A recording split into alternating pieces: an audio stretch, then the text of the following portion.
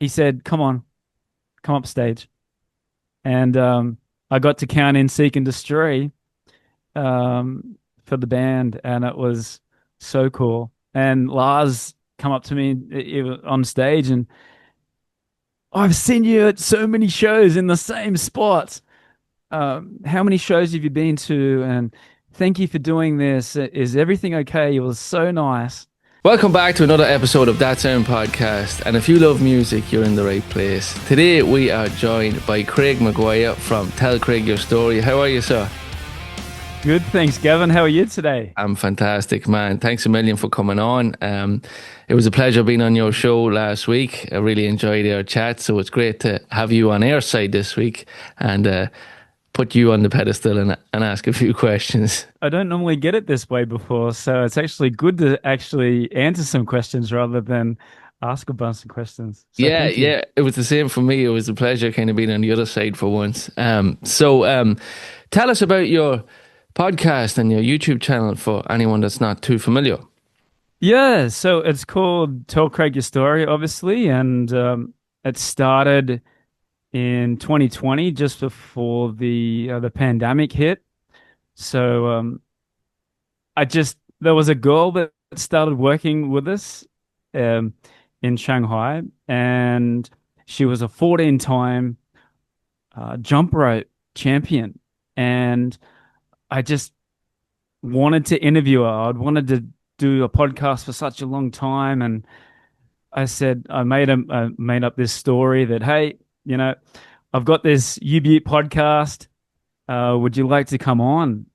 She carried the torch in 2 Olympics, so yeah, I convinced her to come on the show. We talked for 30 minutes, and that was the first podcast. And yeah, it's gone from there. The good thing about it, just convenient timing, is in 2020, everybody was locked up. Yeah, So I was asking these people that I would never think the time of day of coming on the show, and they go, "Oh yeah, sure, no problem." So uh, American actors, rugby league stars, you know, everyone's got a story. So I don't discriminate. So anybody that I think that's got a good story has come on, and I try and bring out once a week. And I've got my little studio set up here in Shanghai. So there's some real good stories with people here that are expats. So coming to China, they've got a story straight away. mhm, So, um, and then I'll get the odd one where, I mean, the big one that I had was Marty Friedman. yeah, So he did a tour of China here recently, and such a nice guy. That's a long story, but we got it done, and I got to meet him, and yeah, he was a lovely gentleman. You think this metal guy from a band in Megadeth would yeah. be, you know, but yeah, such a nice guy. Yeah, some of the more I found we're a lot smaller. We're only after starting last year, but like speaking to these people, like you really get a different understanding of them. Like you say, you have this image of these people that you think they're one way and they're completely not. It's like two different lives. They have like two different personalities. It's like this showbiz life and there's like the real Marty and the showbiz Marty, I'd imagine. Yes, yeah, absolutely. Well, he'd had such an amazing career with Megadeth, and then I won't say threw it away, but he left, he quit Megadeth and took a chance on moving to Japan, and now he's become an international success. Yeah. And we only touched a little bit on the whole Japanese side of it, but he's in movies, he's on a TV show, he's fluent in Japanese, so he has such an amazing story. A little similar to my story as well, leaving a country to go to a foreign language. So but yeah, very nice, very cool guy. Was there a certain moment during one of your podcasts with a guest that you really thought, wow, you know, I have something here. This people's going to really enjoy this. Yeah, there's been a few. There was, well, obviously that one, But the one that I always go back to is it's not music related. It was the Shanghai Psychic.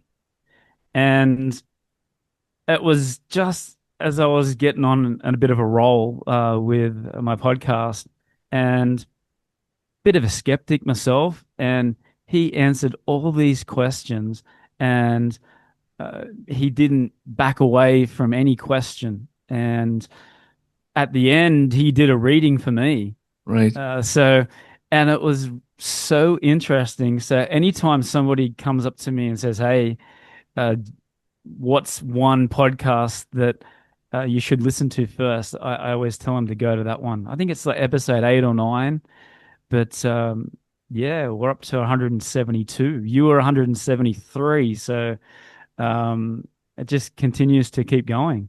And like you said before, in our podcast, eh, I'm learning all the time. Yeah. You're learning all different things, and but yeah, I've done some Metallica. I have Jason Aird from Australia in the Metallica community. He's Yeah. quite well known, so he's my resident Metallica guru. So we both come from Newcastle, Australia, and he comes on if the new album or a new tour or something like that. So that's always exciting as well. But yeah, I had Rob Dietrich on recently. Yes. He's the master distiller for the Metallica whiskey, blackened Yes. whiskey. Yes. So I'm always comfortable with those interviews. So, but if it's someone like an actor or a model, then I've got to sort of look into it. So, but yeah, very comfortable with. Yeah, I don't know about yourself, but I kind of enjoy that too because if I get the opportunity to get someone, we'll say, up the ladder that's more well known, I kind of enjoy doing the research and finding out the nuts and bolts that I can find online. But then when I get them myself, I like to go a little bit deeper and, take Yeah. some turns and really find out what they're all about that we'll say my listeners or your listeners want to know about.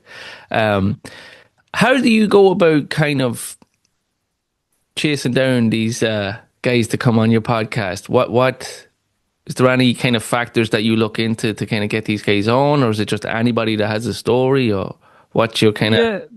So it's been good because Shanghai, the foreigners, we sort of stick together. So at the start, I was just sending emails, trying to find out who the manager was or who their agent was, and just throwing a dart and just saying, "Hey, this is what I've done. I'd love you to come on." And I've got some rejections, absolutely. oh yeah, But the more they try, and with you as well, like you said that you've had some pretty good ones with the Slain Castle. yeah, But yeah, if you don't ask, you're not going to get it. So exactly. There's um, there's no harm in a no, you know what I mean? There's what's the worst that can happen, do you know what I mean? um yeah, so I interviewed this guy, Sunray Entertainment. Um, he's the manager of Journey, the band in Journey. Hey, it's Gavin from That Sound Podcast. I just wanted to take a moment to say thank you for listening. It really means the world. This show is a labor of love, but the truth is, it takes a lot to keep it going. Reaching out to guests, recording, editing, it all takes time, and we do it because we care about the music. If you've been enjoying the podcast and want to help us keep it alive, you can support us for just $5 a month over at patreon.com/That Sound Podcast. For the price of a beer or a cup of coffee once a month, it generally makes a big difference. The show will always be free, but with your help, we can keep building it, episode by episode. Thanks for considering it, and thanks for being a part of this great community. And he's been really cool. I got to interview Renee, and all of a sudden he would start sending me messages going, "Hey, I've got Yank Barry sitting at the Ritz-Carlton Hotel in Shanghai. You've got 24 hours to look him up and do the interview at 6 o'clock. Go." So Yank Barry was the singer of the Kingsmen, and they had the big hit Louie Louie. But his big thing was he was best friends with Muhammad Ali. Right. And the one thing about that interview was that I researched him so hard, and I found out about he got a guitar of his uncle when he was 7 years old off some website, and I it come to that part of the interview, and I said, "Oh yeah, is that the guitar that your uncle Louis gave you?" And he just said, "How did you know that?" Yeah. And I just said, "Oh, I just did my research. I was on a website." And then I said something else in the interview as well. And as soon as I said that, I'd won him over. Yeah, he opens. Yeah, and he just relaxed. And then he was telling me these stories about Alice Cooper and Brian Johnson and Jerry Seinfeld. And it was just, and telling me all these stories about Muhammad Ali and how he wasn't going to go to the Atlanta Olympics in 1996 in Atlanta. He was the last person to put the torch in the Yeah. flame. So he didn't want to do that unless he got his gold medal.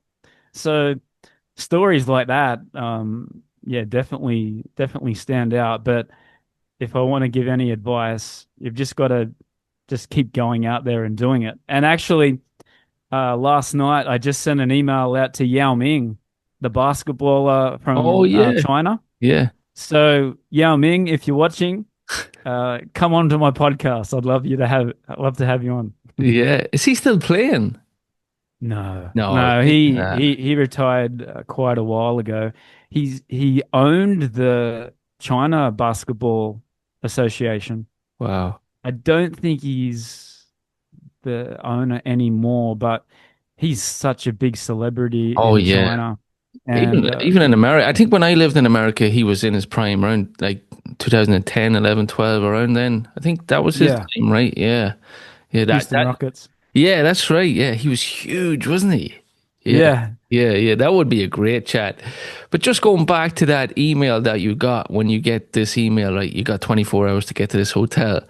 I don't know about you, but Oh, like it's like an adrenaline rush. It's like a drug. It's like, oh my God. hell yeah.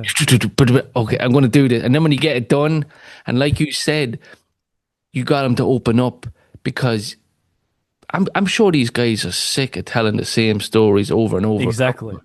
But when you bring a new page to this interview and they're like, oh, and then they open, and then as you said, they relax.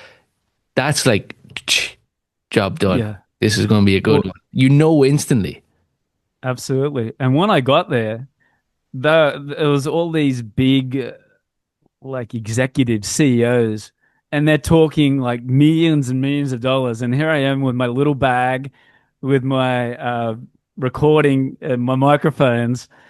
They're talking about millions of dollars and trying to get to the US. It's like, oh my God, am I in the right spot? And we got taken up to the elevator, but then at the end of it, Yank was saying like, "Oh, if you're ever in Montreal, I'll take you on my boat." He really just like was blown away. And then as soon as I got that, yeah, it just snowballed.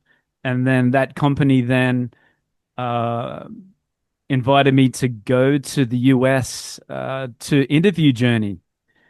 But I didn't get to interview Arnell, but I got to go on tour with them for 2 weeks, which was absolutely amazing. And I got to see the whole business side of being in a famous rock band. It Wow. was incredible. That must have been Um, amazing. it was, yeah, yeah. I didn't get, and I still haven't interviewed Arnel Pineda, but never say never. It's yeah, fingers crossed. Who's your dream guest? Oh, it's got to be one of the members of Metallica, of course. Yeah, yeah, But that's the thing. But they've done thousands of interviews, and it's like, how do I make it different? I If I know. was to interview Kirk or Lars or even James, Mm. how do I make it different from everybody else? They're not going to just sit there and, oh, what's your favorite song to play live? Yeah, yeah, yeah, you know. I really want to go outside the box and really challenge them. And I really love what Joe Rogan did with James Hetfield. Like he was talking about bees in Colorado. Yeah, So, and that James just like his ears just yeah, pricked you could up and just see just, him. Yeah, yeah, he got him to open. so how many people out there are going to talk about bees with James Hetfield? So Yeah, there you go. yeah, he's definitely on top of my list too. I love it. I think I'd take. You know who I'd love to interview? Just on, I'd love to talk to Jason Newsted actually. Mm, I really would. I'd like to hear his story. But like you said, never say never. You know what I mean? yeah. We can keep dreaming. Um, Well, Go ahead. oh no, I was just about to say that I have met all the members of Metallica, Yeah. even Jason. Okay. Like I went to the 30th anniversary shows, which was we talked about it on your on my podcast, Hmm. where that was the only time I saw Ozzy perform That's right. with Metallica, and that was just fantastic. And now, a word from our sponsors. We are absolutely delighted to announce that we have All Kings Competitions on board as a sponsor for season 3 of That Sound podcast. All Kings are Ireland's original and best online competition website. From Ferraris to houses to cash to luxury holidays and everything in between, All Kings have got you covered at great prices, great value. They can't be beat. Check out All Kings on all social media platforms. Thank you. But yeah, at the end of the second show, I just waited outside, and I was the first one to get a photo with Jason. And I said, Jason, huge fan. And I said, my first show is in my hometown in Newcastle. Can you remember that show? And he said, yeah, absolutely. I remember driving from Sydney to Newcastle, and it's just like, oh my God, like just how random, how Yeah. random that was. But yeah, that would be a cool interview as well, Yeah, Jason. I think he'd be interesting. I think James would be interesting, but I think getting him to open up would be tough. But look, you never say, you know what I mean? You never know. You got to look at it from a different angle. I mean, if I was to do Kirk, then it would be talking about surfing because Yeah. of Australia, and get him not even thinking about music. Yeah. That'd be my way. Just trying to throw a curveball at him to just get him thinking straight away, rather than just like, oh yeah, the last tour was cool, blah blah blah. Yeah. So Yeah. I'd love to, I'm sure they've been asked as well. I think I've said it on our last chat was I'd love to get James's kind of go deep into Tin Lizzy because I know he was a big fan and I don't think yes, too many people would have asked him recently about Tin Lizzy because it's so long ago, but he loved them and I know he always makes it when he is in Ireland. He always goes to visit the Phil Lynott statue and pays his respects to Phil. So I'd love to talk Tin Lizzy albums with him because recently we have been going through the Tin Lizzy albums and doing deep dives in them and stuff like that. So I'm actually learning more about the older stuff on Tin Lizzy. So I'd love to. I know there was an interview in Kerrang in the mid 90s, late 90s, and I believe James had the debut album by Tin Lizzy in his like most recent listens, and he put it yeah, up in right. his top 3 or 4 albums. So stuff like that. But like he probably was asked that before. But like bees, that's the one you want to be asking. Yeah. Well, I even think that Cliff was the biggest fan of Thin Lizzy out of all the members. I remember Yeah, James saying that in a few interviews that Cliff would always have Thin Lizzy yeah, pumping in the bus, yeah. on tour. So yeah, that'd be a good start. Absolutely. I remember. I think I told you this one too. There was another band from Northern Ireland called Mama's Boys, and they had Pantera support them years ago in America. I think I Oh, told you that story. yeah. But I remember the guys were playing up in Scandinavia, and it was in the early 80s or maybe late 70s, and Yeah. they were at a small club up in Denmark, and there was a knock on the door, and there was a little guy with a fanzine looking to interview them, and it was Lars, you know? Oh, right. Yeah, and I think because we all know how good of a memory Lars has, I'd love to ask him Yeah. that one. You know, do you remember interviewing Mama's Boys, the Irish band. So, Oh, that would be it. I have my angles ready for them if there you I get go. the opportunity. Yeah. So, what is your biggest challenge kind of trying to get these guests on, or what would you find the most difficult part about getting the right guest on?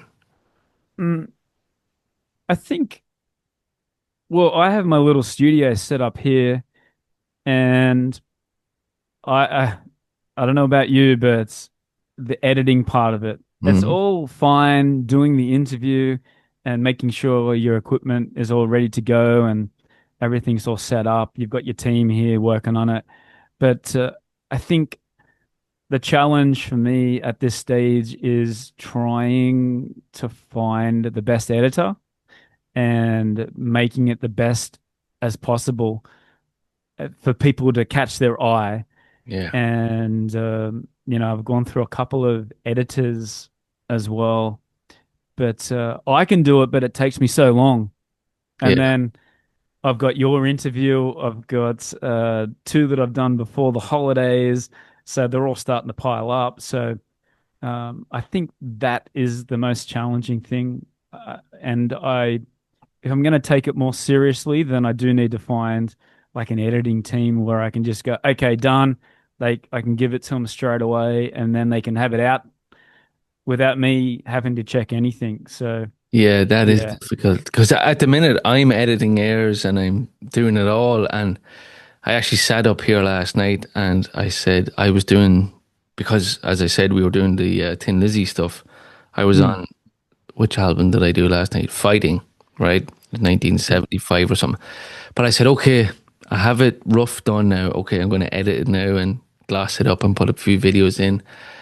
And I looked at my watch, 3 hours had passed. I'm like, oh, Jesus Christ, like, that was it. And then you post it and you're like, okay, and then you're like, oh, it doesn't do so good. And you're like, oh, what am I doing wrong? And it's like it's a battle. But when that kind of frustration leaves me, which it leaves me very fast because I love it so much, and I'm like, I don't care. I don't care Yeah. if 10 people watch it or if 5 million people watch it. I enjoy it and I have Absolutely. fun and I'm learning a new kind of, job or whatever you want to call it. But yeah, it is painful. Definitely. I agree with you. The editing is. Well, speaking of Thin Lizzy, I have seen it a couple of times on Rage in Australia, and I haven't seen it recently, but when they played at the Sydney Opera House, Yeah. outside the Sydney Opera House in Sydney, Yeah. what a show that was. Oh yeah. Unbelievable. You've seen that? Oh yeah, I've seen it. Yeah. Unbelievable. What tour was that for? I think that was the jailbreak tour. I think that was it 76 or 77, something around that time, I think. Yeah.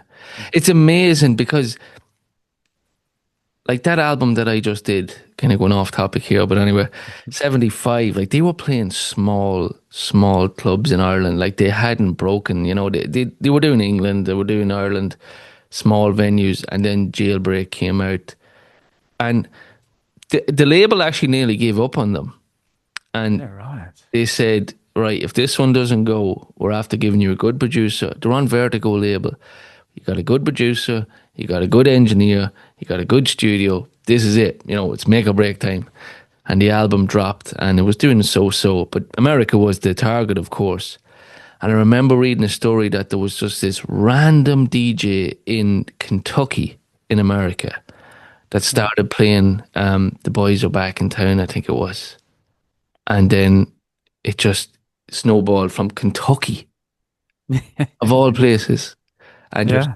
just and it just went, and that was it. They kind of broke America, kind of. I wouldn't say they fully broke America, but they got some record sales and stuff, and then they kind of just blew up, and then Phil's habits became more frequent, and Oh yeah. they faded into the dust. Then but they were an amazing band. I really think they were Ireland's greatest band. People always say like U2 and that, but I think Phil's abilities as a songwriter, his bass playing, and he was involved in a lot of production as well of that band. Like he had a great ear for music. So yeah, great band. But yeah, Absolutely. kind of went off on one there. You've So got a few. Go You got ahead. a you got few bands there in Ireland, the Cause, and Yeah, yeah. you. So you still think Thin Lizzy's the greatest For Irish band? me, yeah, Yeah. yeah. Like I actually grew up about 20 minutes away from the course. Funny you come out with the course, actually. Uh, Yeah, right. I think, Or yeah, the Cranberries? Cranberries are good, but I'd still Mm, put Tin Lizzy ahead of them. mm. Rory Gallagher, who I mentioned on our chat, he is a very underrated guitarist as well. And please, if anybody's listening, go and check out some of Rory's live albums. If you're into, blues, hard rock, it's unbelievable. Really, There really you go. cool band. And I got to interview Come on. the bass player for Rory, and that was an amazing story. He was like 30 years, close to 30 years on the road with Rory all over the world. It was crazy. But yeah, so we have a mutual love too, Craig, Metallica. Absolutely. Tell us a bit about your Metallica story. But where do I start? Where does it end? It's still going. Uh, well, you tell your story about the Metallica, how it all started with Metallica. So I think I was in high school, obviously, and the Black Album was getting smashed on the radio Yeah, and a salmon. And I had a friend who had come to my school and he could play guitar. And I thought he was the coolest guy ever. I'd never met someone that could play guitar. And I'd go over at his place and he'd show me how to play Nirvana and Pearl Jam and Tool and all that sort of stuff. And he um he gave me the what was it? The Metallica One single. And he said, if you like Metallica, then you're gonna like this. And I was like, okay. And I took it home and I just couldn't believe it. It was just, I'd never heard a 7 minute song. I'd never heard double kick. I'd never heard more than three guitar solos. And a band was born and went back into I got the binge and purge oh yeah. and watched that San Diego show because I knew more Black Album songs. Um, and then went from there, wearing the Injustice for All shirt. Um, and I said before how I went to see AC/DC play. That was my first concert, and then I got to see Metallica play in the Reload tour because they didn't come to Australia for the Load tour, but we were the first uh, for the Reload show Right. tour. And yeah, Lars's mum passed away, and they cancelled the first show in Brisbane, or they postponed it. So Newcastle wasn't even on the tour list. They had a local radio station just um, send a message saying, we've got all these people that want to come, and the management said, well, if you can guarantee that it sells out, then we'll come and play in Newcastle. And yeah, they come there, and that was around the time of the start of the fan club as well. But I just remember that show, and the glass was they were doing rehearsal, and it was shaking the glass door, and it was a rough mosh pit. I was in front row center, and I had to get out by about three or four songs. It was so rough. They were pulling my hair, and they were biting. It was just yeah, they were really really And keen to get to the front. So end up going to Jason's side, and that was great. And then uh, my friends, we'd already had tickets for the Sydney show, so we went to them as well. But what stood out there was the an acoustic set in the encore, which I don't think will ever happen again. But yeah, that was in a strange time for the band. They were playing more rock, mm, uh, supporting the Load and Reload tour. But I miss that now. I wish they would play more songs in the set list. yeah, Um, yeah, definitely. I think it could come back, especially mm, when age creeps up on the guys. I think more and more of them tracks could creep into the set list. Is there any standout tracks for you just on the topic of load or mm. reload? What tracks kind of do you gravitate to? or Bleeding Me, Yeah. King Nothing, Yeah. from the Reload, Fuel, Mm, Fixer. yeah. Yeah, they're probably my standouts. I'd never heard him play Fixer. I've Yeah. heard a lot of them on Load. But yeah, Bleeding Me, King Nothing. I like the riff on as a bad seed that they opened that show in the Cunning Stunts one Yeah, with the light. They did that in Newcastle as well. Yeah. Yeah, they come out and just jammed on Bad Seed, and then Yeah. went It's a into cool Silhouette. riff. It kind of, when the lyrics come in, it's not one of my favorites, let's just say, but that riff I think is badass. Yeah. So and that started, and then the next time they come to Australia was the Saint Anger tour, 2004, Yeah. and I think I went to five or six of those shows, and then I started like the crew, um, the Metallica fan club. That's when it started to kick in, and staying with these guys and the same hotel, and then going to the show together, and getting to meet the Metallica crew as well. They're so far away from home, so and then that was the Death Magnetic tour, Yeah. and so that was a long way between drinks. So uh, I think I did 21 shows on Wow. that Australian tour.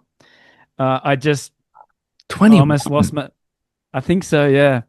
Well, it wasn't as expensive as that at that time, But they done 21 and in Australia. they did 23 in Australia. Wow. So it was the back end of that tour as well, and I think they had two in Sydney, two in Melbourne, and then when it would sell out, they would just add another show. So they did five in Melbourne, four in Sydney, and then two in every other capital city. So, and that was the thing, that set list, that'll never happen again, because they would just pick an album and play five or six songs from that album. And then the next night they'd play Ride the Lightning. The next night they did Yeah. five or six songs from Master of Puppets. So I got to hear Unforgiven 3 and Outlaw Torn and I Disappear, all these deep cuts Yeah. that you probably would never hear again. So, and then the end of that tour, no, at the start of that tour, I went to America to see him because I didn't know if they would ever come back to Australia. And I put my name in to win a backstage meet and greet, and I end up getting it in Glendale. And it was at the start of the Death Magnetic tour. And not only did I win a backstage pass, but after the meet and greet, we went down to the stadium, and or I think there was 50 people in that just at the front of the rail, and they had the stage in the middle in the arena in Glendale, and it was a full-on rehearsal, and there's 50 people there, Wow. and James was just calling out, just going, "Oh, what song do you want to play?" And where's your flag? Where's your Australian flag? We just talked to them before, 30 minutes before. So he knew I was there. So, Wow. but it was like, what song do you want to hear? And I said, And Justice for All.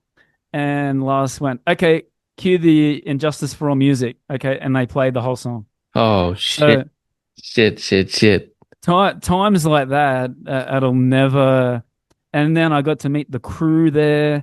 So yeah, it was just a once in a lifetime opportunity. So, Wow. uh, and then, sorry, one more thing, and then my claim to fame, and I don't know if it'll happen again. Maybe it will, but it was Adelaide, and I had this one spot on the rail all the time. That was where the electrical wiring on the floor, and so they'd covered it up with plastic. so I could stand on it and I'd be taller than anybody. So I was Okay. right in front of Lars, and he come up to me at the end, and he was spitting water into me and coming down and just talking to us. Yeah. And he said, "Come on, come up stage." And I got to count in Seek and Destroy for the band, and it was so cool. And Lars come up to me on stage, and I've seen you at so many shows in the same spot. How many shows have you been to? And thank you for doing this. Is everything okay? It was so nice. And he just wanted to talk to me. Oh, the microphones are so little. So when you hit it in, when you count it in, you've got to hit it really, really hard. And so I counted it in, and the rest of the band didn't know that I was on stage. And Seek and Destroy, and I went one, and a bang, bang, bang, and they all turned around, they stopped, and all the The ball. balls come down. And yeah, you can hear it on the live recording. And James just says something like, "Who the hell is this?" Oh and man, what a story. Lars is going, "Oh, it's fucking Craig! It's fucking Craig! Just say it's Craig." Um, yeah, and then uh, we counted it in again, and yeah, away we went. And then I actually hit it 5 times, and I've got a ribbing from the family about that. I counted it 5 times the second time, but That was the yeah, adrenaline. yeah, oh, absolutely. And then got the sticks, and then the guy said, "Do you want to go backstage, or do you want to go back into the mosh pit?" And I said, "I just want to go backstage, of course." So yeah, I've got some videos that on my YouTube, and it was on Met Live, and yeah. So what an experience. So Wow. Wow, that is yeah, a hell of a story, man. Holy hell. That's amazing. Like Lars, like for all the shitting that people do on Lars and say, he's this and he's that, like recently, like your story is unbelievable. Unbelievable. And like it reminds me of a story of Russell Watson, the young kid from California who got brought yeah, up and sat on his drum and he played I forget what song he played, but yeah. like he's so down to earth. He loves his fans. Yes, He loves yes, his fans. Like Metallica is his life, yeah, 100%. And without fans, Metallica don't exist. yeah, absolutely.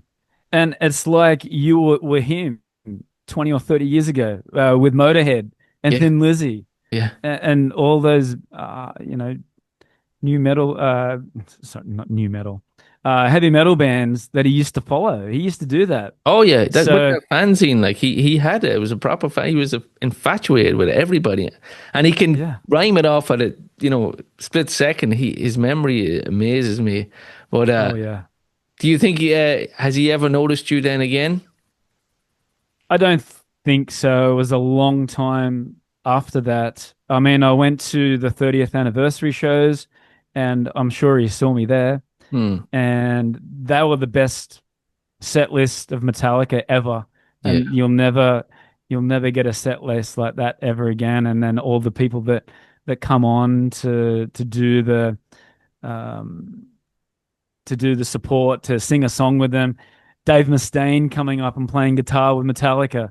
That'll probably never ever happen again. So Ozzy. Jason Newsted, yeah, Ozzy, Jason Newsted, um, Lou Reed, who's passed away as well. He went up there and did, and they and they said if you fucking boo him, he'll kick your ass. so so we had to go. Yeah, we had to sit through those songs as well. But anyway, yeah, John Bush from Anthrax. Yeah. Um, so he was supposed to be. That's who they wanted to sing for Metallica on Ride the Lightning. So it was good to see him sing a couple of songs as well. So, but they didn't sing the Four Horsemen, which is interesting. Actually, John Bush sung the Four Horsemen. Yeah. So yeah, um, but yeah, a long wait between drinks because uh, Metallica didn't come for the Hardwired.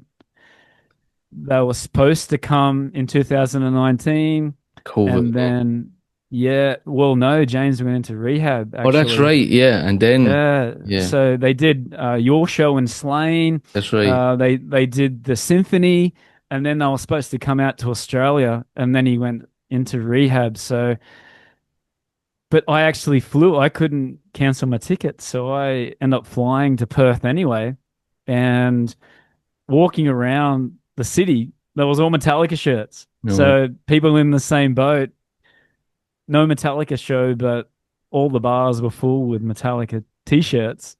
That's always fun.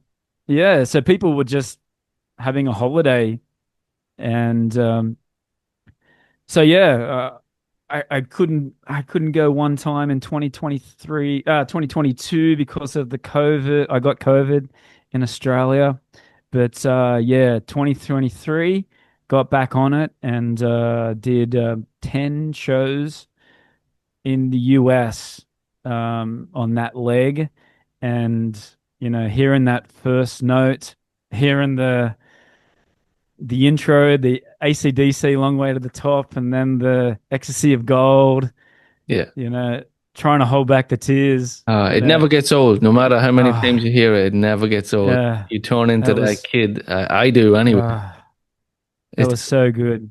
That yeah, was, that whole feeling of having, I think it was nearly 10 years actually that I'd had not seeing the band live. And so I'm making up for lost time. So last year I went to Madrid and Poland, and we talked about that yeah, the other night. yeah, Fantastic show, yeah. um, and that where I saw a couple. Nothing Else Matters was being played. That's right. The guy got down on one knee and proposed to his girlfriend.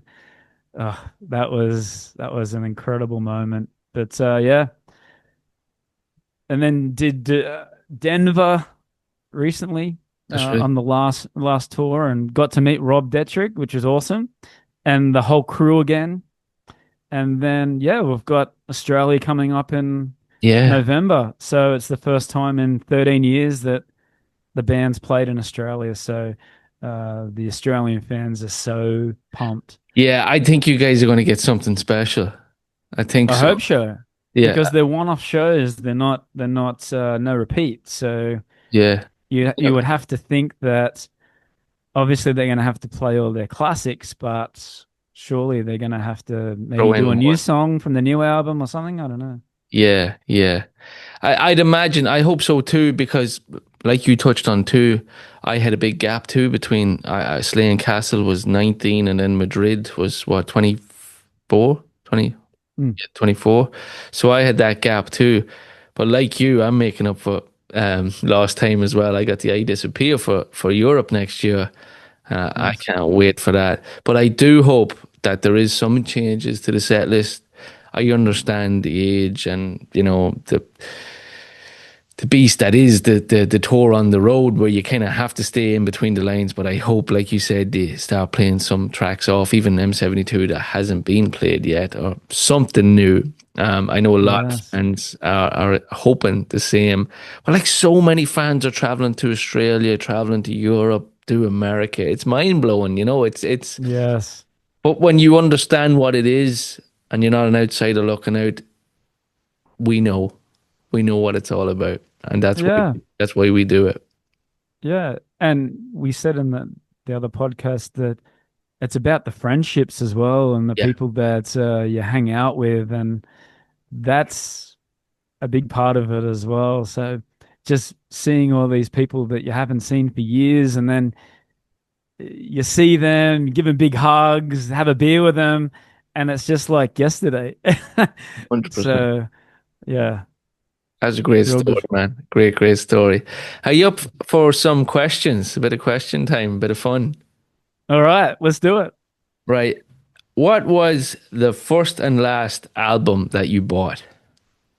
Oh, first album, it's an Australian band called the Baby Animals.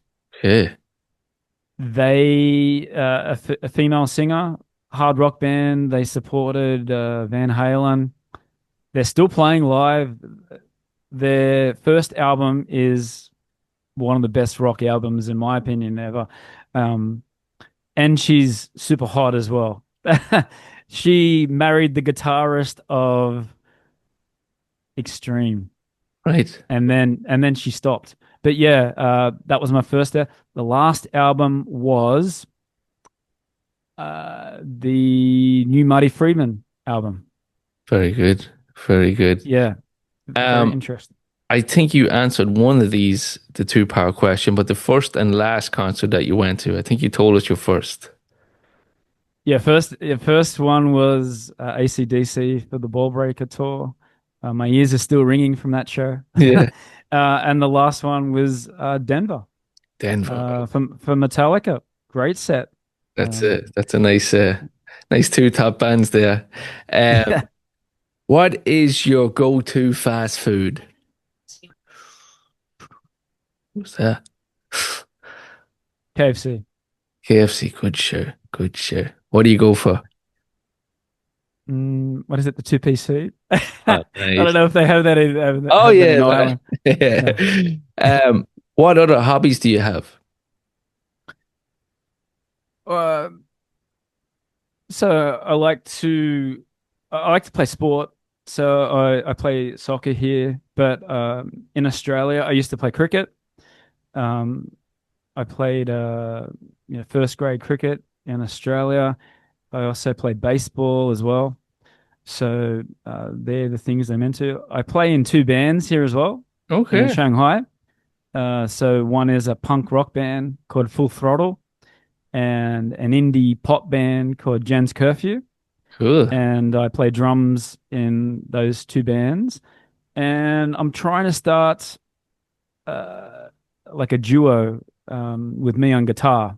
The guitar is my So I've always played guitar in bands in Australia as well. So it's just something that I can never stop doing. So yeah, check them out. Jen's Curfew Definitely, and Full Throttle. definitely. We put a So link. We put a link in the description. Very yeah. good. So, is there a line from a song that when you first heard it, it really resonated with you and really stuck with you? Mm. I just coming off of the top of my head that Fuel, the start of Fuel. Right. Give me Fuel. Um, I like the wherever my I ra- wherever I may roam. Yeah. The start of that. Yeah. Um,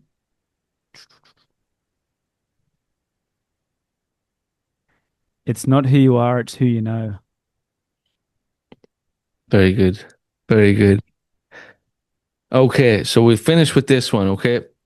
So, dream scenario, you can put your best five-piece band together, dead or alive, into a studio to record your dream album.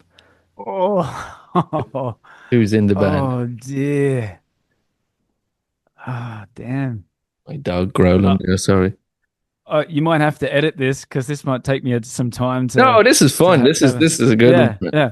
because you can hear people's brains scrambling. Yeah, they're ticking. So lead guitarist would be oh, jeez.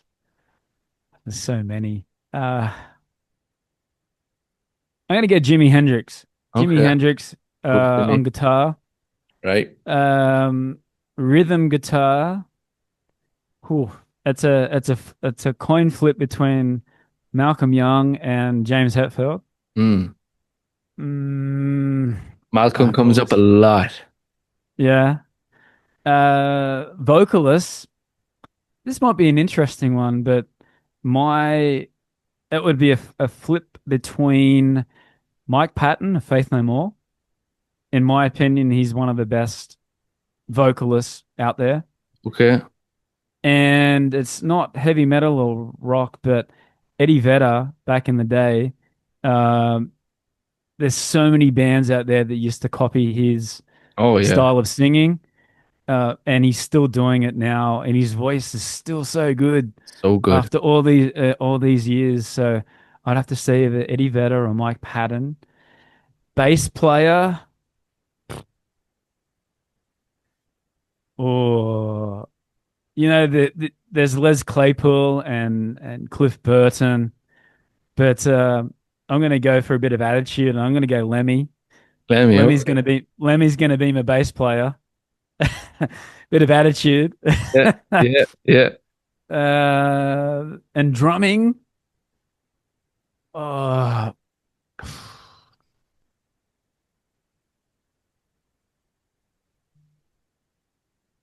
I mean, I want a bit of attitude and bite. No, actually, uh, Vinny, Oh, yeah, I like that shirt. Vinny Paul, Vinny Paul. Yeah, we go. This is totally off the top. So there you go. Right, I'm going to there's push it my. here, right? So we have Jimmy. Right, who are we going with? Malcolm or James? I got to have one Metallica member in there. So Go James. Malcolm can be on the bench. Right, he's on the bench. And now Eddie Vedder or Mike Patton? Mike Patton, Okay. probably a bit more attitude. Right, so we have Jimmy, we have James, we have Mike Patton, we have Lemmy, and we have Vinnie Paul. That would be Wow, in studio. that would be that. That would definitely be yeah. But you could probably do like 10 bands, right? So Imagine Lemmy and Vinnie Paul. A lot of smoke, oh a lot of oh drinking. that's a solid rhythm. So you could drink the most out of those two guys. Oh my Oh, God. that would Nah, be, nah. Lemmy would definitely he'd win hands down. oh yeah, playing his fruit machines. Yes. The rainbow. Yeah. It'd have to be close to the rainbow. So Craig, where can people find your podcast and tell us all your handles and stuff like that? Yeah, so they're all at Tell Craig Your Story. So for the international listeners, I'm on YouTube, I'm on Instagram, Facebook.